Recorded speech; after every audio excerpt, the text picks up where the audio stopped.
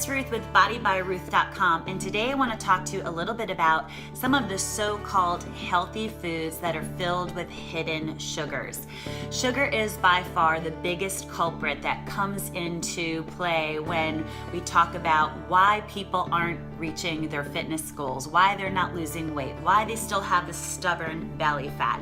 In fact, it's often considered equally as addictive as heroin or cocaine, because the more we eat, the more we crave, and the more we crave, the more we consume, and the more we consume, the more we deal with just storing excess fat. Our metabolism gets all messed up. It creates more insulin production, too much that our body can't handle it, and then we become insulin sensitive, and there's just a whole slew of just awful things that happen to your body when you're consuming so much sugar.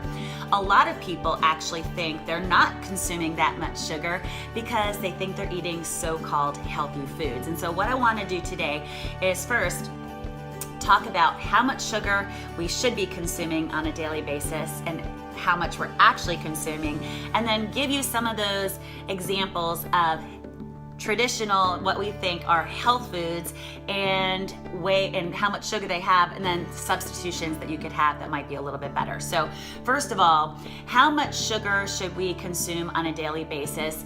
The average should be about 25 grams or about 6 teaspoons. That's how much we should consume.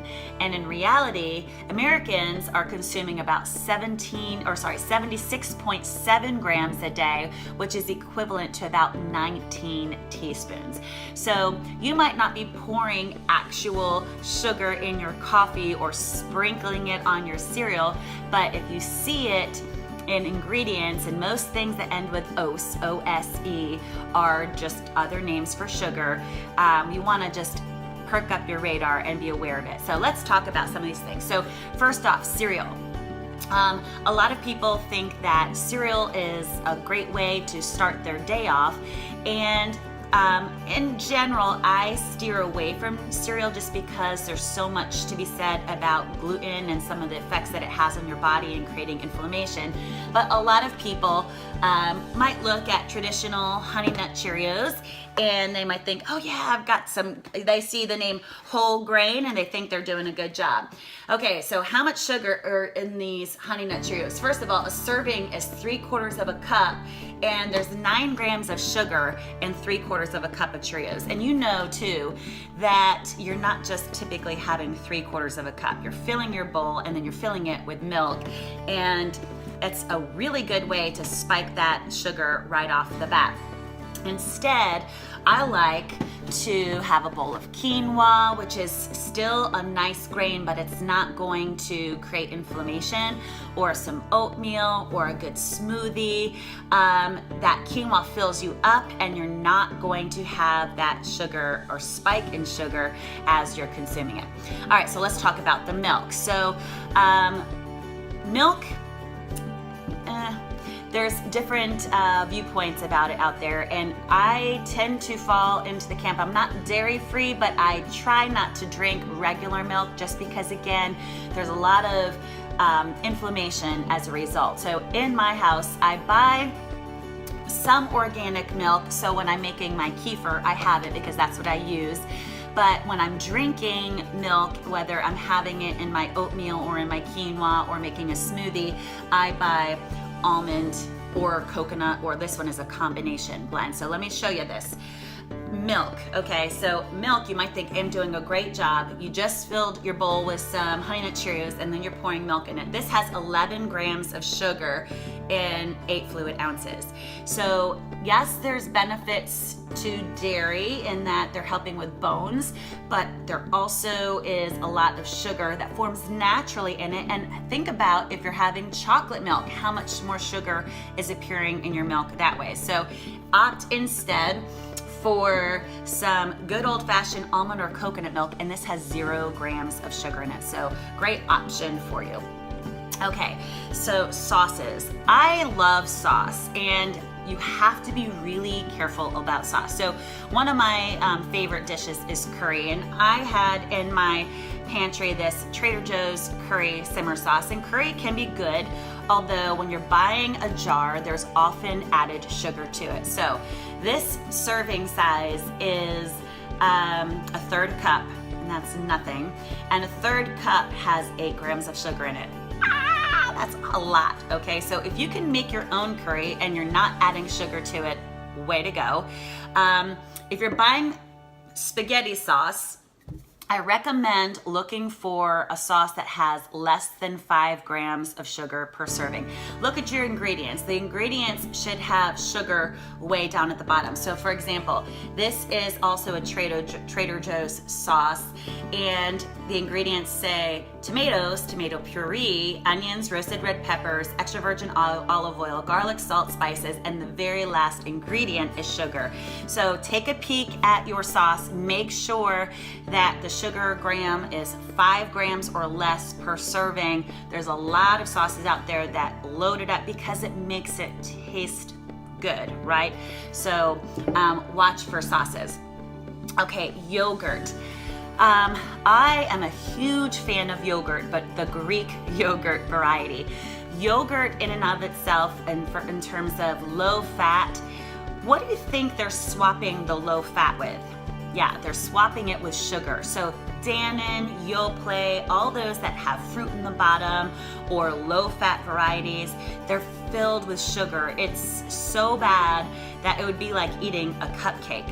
So you want to make sure you're getting Greek yogurt. Greek yogurt does not have the sugar in it, and put your own berries on it. And if you want a low sugar fruit, berries are great.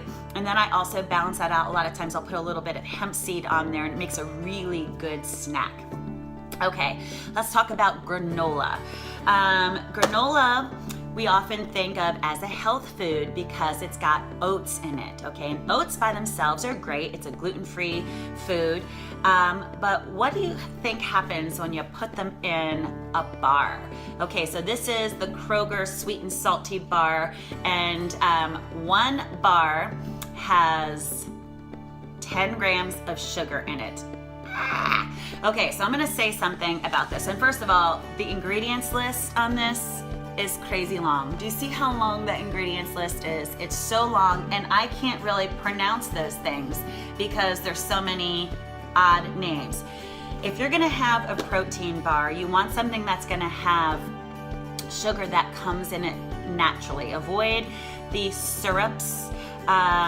You want to, my favorite protein bar is a Lara bar. It comes with nuts and dates or some dried fruit, and so you know the sugar source is natural, and it's only got a few ingredients, and the less ingredients the better it is going to be for you. So instead of a sweet and salty bar, shoot for something like a Lara bar, which is going to be a more natural form of sugar. Fructose is good, it comes from fruit. Sucrose is not. So ditch the bars that have the oatmeal and like for example, the very second ingredient. First ingredient's peanuts, second ingredient's corn syrup, and then it has sugar. So it has both corn syrup and sugar in it, and we think we're doing ourselves a favor, and it's just filling us with really empty calories. Okay, so another supposed health food. How about baked beans? Okay, so I love beans. Legumes are a great source of fiber, and fiber fills you up. However, baked beans are loaded with sugar. So if you're going to have beans, try to make it yourself. Don't put all the added sugar in it. You can use pure maple syrup, you can use honey, you can sweeten something with stevia or sometimes agave. This in a half cup serving has 12 grams of sugar in it. So you're really kind of kicking yourself in the foot by eating baked beans because while the beans are good, there's too much sugar in there to even make it worth it. So instead, maybe have some black beans, make yourself some cowboy caviar. You're not putting added sugar in it, and you're helping with digestion and adding that fiber at the same time. Okay, how many of you guys get vitamin water. You think the vitamin water is healthy because it says vitamin on it. And this little guy, or this big little guy, actually has 32 grams of sugar. 32 grams of sugar in this vitamin water. So instead of the vitamin water, drink regular water, infuse it with some fruit, maybe some basil and some strawberry, or some cucumber and some ginger, or some mint and some ginger.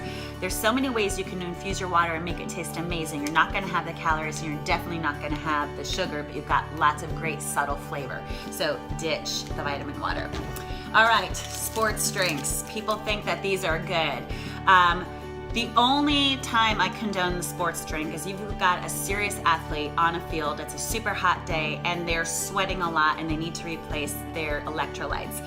So the Gatorade is good for that, and the point of it is to give them instant sugar so it keeps them energized, because if we deplete it all, they're gonna be way exhausted. So one bottle of Gatorade has 29 grams of sugar. So if you're not an athlete, if you don't have a kid that is like in their sport and they're sweating a lot, avoid the Gatorade, avoid the Powerade. Okay, so those are a few options for you that are just supposed health foods that are really laden with sugar. And if you can eliminate those and educate yourself on ways that you can swap in a nice way, you're gonna help your body out. You're gonna be able to reduce the cravings that you have for sugar. You're gonna start to slough off the belly fat, and your body is going to reward you for it. So hopefully you like that. If you love this video, I encourage you to share it with someone that also has a sugar addiction. Here's to helping you love the body of living.